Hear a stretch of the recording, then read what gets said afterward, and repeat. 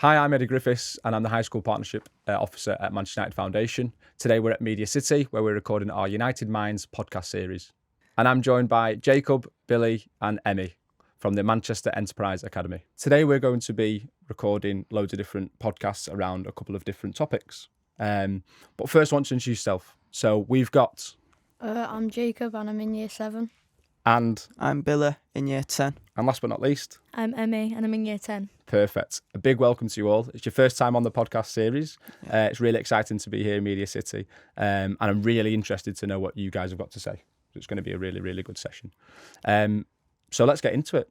Our first topic is going to be speaking about the LGBTQ plus community and kind of what that means as young people. You are kind of the future of tomorrow, you guys have all your different thoughts and opinions on these things. So let's just dive right in. What does LGBTQ plus mean to you? Well, it's like a community of people that don't feel they fit into binary roles. And it's just sort of supporting people, that maybe don't fit into them roles and, understanding them as a whole. Okay, nice. Really? Anything else? It's becoming a type of thing that's normal now. So people in the LGBTQ plus community aren't seen as different. They're just seen as everyone else and welcome. It's a really good point, Billy. I think that the key word there was community. It's a community where people feel like they belong, right? Yeah. And rightly so. And it's about us having an inclusive outlook to every single person that is in society. Yeah. Where do you see the most kind of representation of that community in your school settings or in your communities? And where would you like to see it more? What do you think needs to happen for us to be something that continues to evolve and grow and rightly so, be a bigger presence in society? Probably more like support to the people who are part of the LGBTQ. Really good point, Jacob. Go on, what do you mean by that then?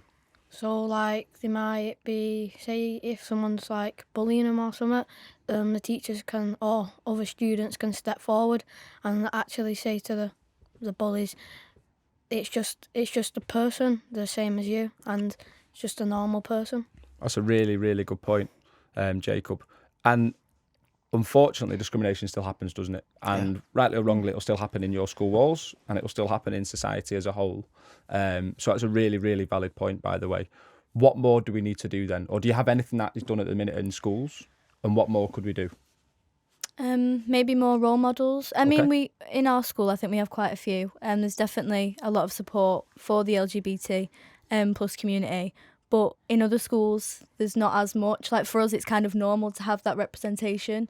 But I know a lot of schools that don't and maybe just spreading more out into other schools as well. And that's empowering, isn't it? That's empowering. If people in your school feel like they're represented and they feel like they can belong to a certain community, then they're going to be empowered to not be in the shadows and feel like they can be who they want to be because that's who they are. And that's a really good point. Anything else, Billy? I think we see a lot of LGBTQ plus role models online. I think it's good that they're online, but a lot of people don't have them in real life, so we need to start seeing that more for the people who can't access internet and are confused about themselves. Perfect, and a really good answer. I'm going to put you all three on the spot. What little projects or what little things could happen in school for that to happen? At MEA, what could happen? Is there something that something called Fantastic Futures, and it talks about all different things like religion, culture, and it can like if you're part of the LGBTQ, they can talk about that if they really want to. Perfect. So that's something that could be done. Really good. So why is it important for members of the LGBTQ plus community to be visible? Why is it important?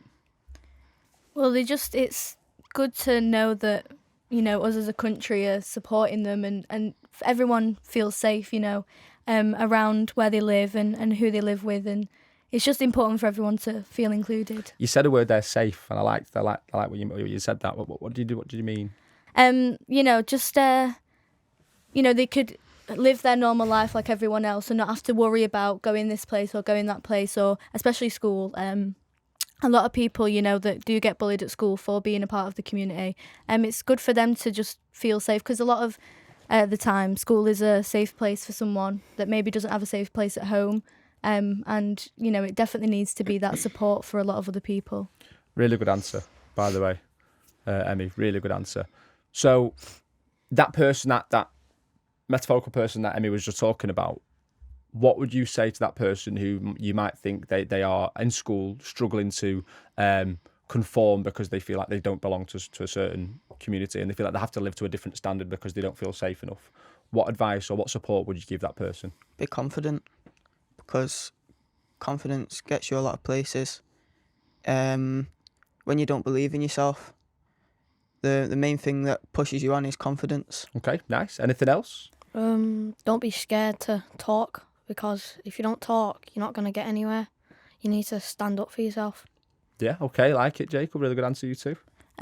There's a lot more people that support than you think. You know, I think a lot of people think that everyone's against them, and because it's not often that people speak out about it, you know, so like allies and supporters, they think that they're more on their own. But to, like Jacob said, speak about it, you know, there is more people that will listen. Really good answer, you three. I think from our point of view and society's point of view, we have come a long way from where we were. And we've got the Stonewall kind of ambassadors in school. We've got our the Pride group that I know that are being ran. We've got our obviously rainbow laces and all these different things that are going on to support members of the public who are part of the LGBTQ plus community. But we're not quite kind of at the end finish line, are we? Because there still is discrimination. Yeah. But what excites me is we've got 3 young people who are advocates, who are going to be allies in society for other people. So the term allies, which is kind of us supporting others. What does the word allies mean to you? To me, it means like you've always got the back and you're friends with them, if you know what I mean. Like, if someone's bullying them, you're going to stand up for them and help them get out of the stage while they're happening. Nice. Like a friend, isn't it? Yeah. Someone who's supporting them. Really good answer.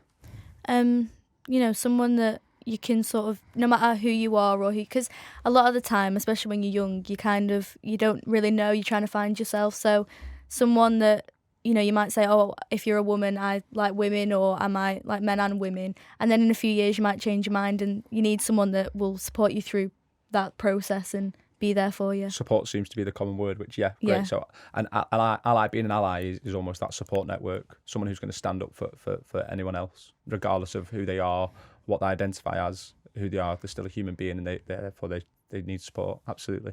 Yeah, just the same as what they said. It's just someone that will stick with you, and you will stick with them as well, because it goes both ways. Brilliant answers, by the way. So we're just going to quickly wrap this up. First of all, thank you all for being guests on the show today. Obviously, those that are watching on YouTube or at home or in the classroom, if you've enjoyed it, we want you to kind of follow and like our social channels at Manchester United Foundation, and obviously subscribe to the next episode series. So a little bye from us. We're going to say bye at the same time. Bye.